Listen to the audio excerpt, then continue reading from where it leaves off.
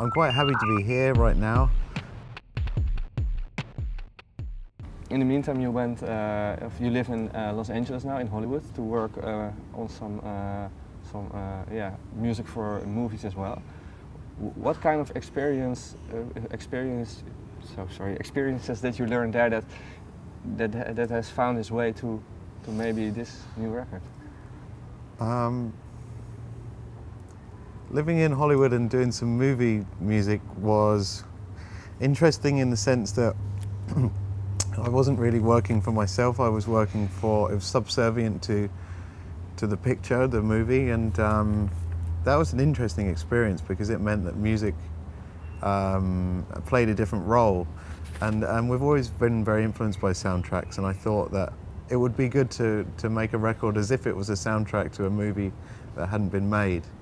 And I also really liked the fact that you didn't have to do very much. It was very sparse, very empty, lots of space, you know, and I thought it would be good to utilize that, you know, with Morcheeba, and you don't have to fill all the space up with instruments and things.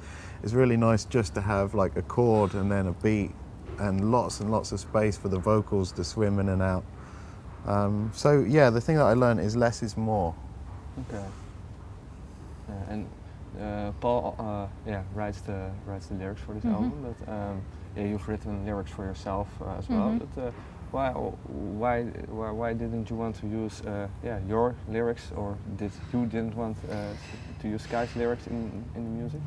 I mean, that's, you know, we've kind of got our sort of clear roles of what we do, even though sometimes it does overlap, and I offer sort of suggestions, and you know, I could sort of say to Paul, you know, give him kind of stories, and then he could take inspiration from that. But Paul's always written lyrics in Morcheeba, and you know, they're good ones. It's, you know, and I'm happy to do the melody. I could just focus on that. It was kind of, you know, I'd just written my second solo record, and so it was actually quite nice to just focus on the melody and hand it over, and then like a gift, have the lyrics kind of, you know, sent by email, and you know, work on them that way. Yeah, so it was basically the same workflow as you was used to.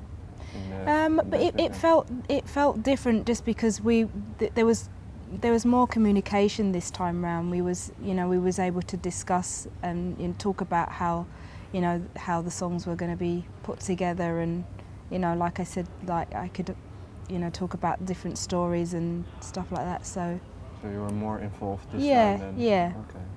Yeah.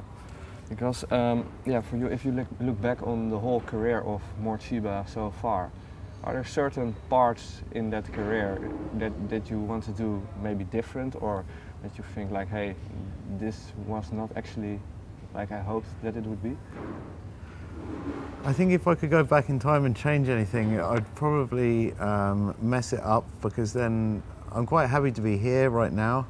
And if I changed anything, then I wouldn't be here right now. So I will play safe and stick with the cards that I've got. Okay. So with that in mind, I wouldn't change anything.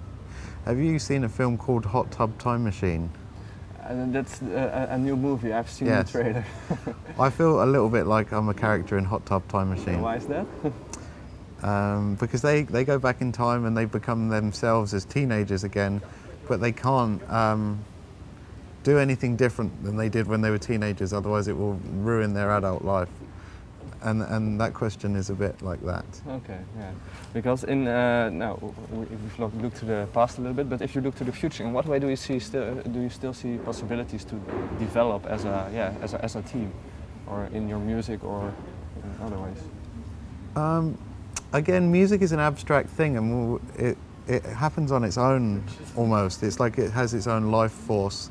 And so you can't plan to say, oh, we want to grow and to do this and to do that. It just happens naturally. The thing that we'd want to do is write some really, really good songs and record those songs and have people listen to those songs. It's all about the songs, really. That's just, and songs don't, you can't say, I want to write a song like that. It doesn't happen. It just comes to you in a magic way. They're like little gifts from God, if there was a God. You don't believe in God? I believe in the universe. Yeah. Yeah.